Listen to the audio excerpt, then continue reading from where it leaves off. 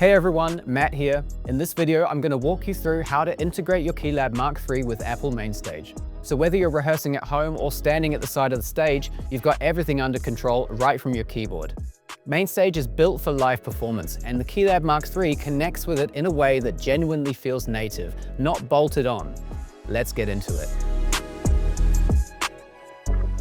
The KeyLab mk3 integration with MainStage is designed around one idea: keeping your hands on the keys and off the screen. From navigating sets and presets to adjusting plugin parameters mid-performance, everything maps naturally to the controls you already have in front of you. The integration covers transport and DAW commands, full knob and fader control over your focused device, set and preset navigation via the contextual buttons, master output control through Fader 9, and deep editing access for Arturia plugins. It's a complete performance setup, and it's straightforward to get running. Because MainStage uses a custom controller scripting system, you'll need to install the KeyLab mk3 script manually before things start talking to each other. Head to Arturia.com and enter KeyLab mk3's resources page and download the script package for MainStage.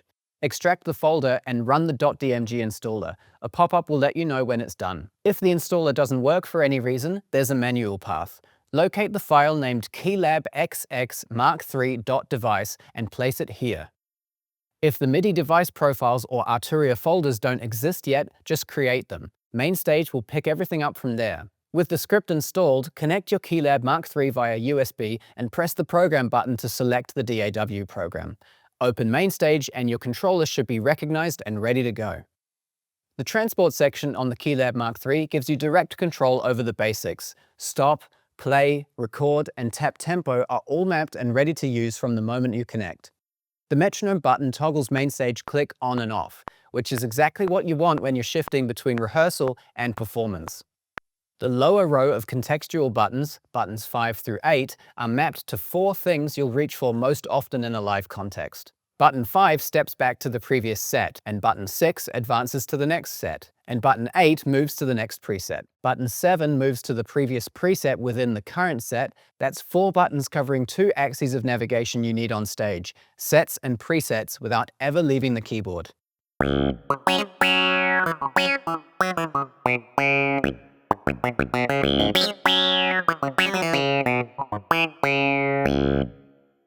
Knobs 1 through 8 and faders 1 through 8 control parameters of the currently focused device inside MainStage. The specific mappings depend on the device, but you can always reassign them using MainStage's built-in assign and map function. Just hold the control you want to map in the software, move the knob or fader on the KeyLab, and you're done.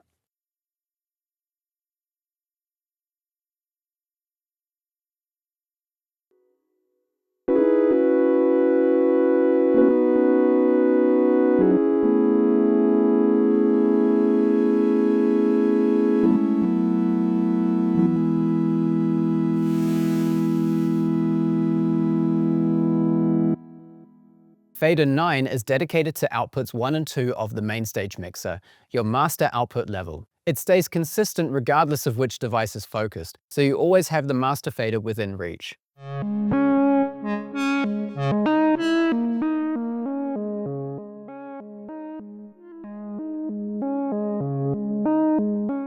When you're working with an Arturia instrument, any of the V Collection synths, for example, the KeyLab mk3 can go deeper.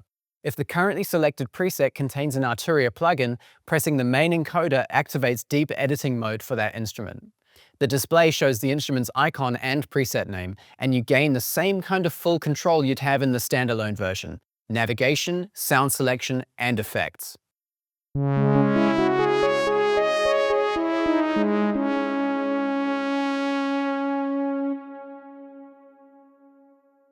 To exit deep edit mode, either press the back button on the display or manually switch back to DAW mode on the controller. And that's the KeyLab mk3 with MainStage, set up, mapped, and ready for the stage.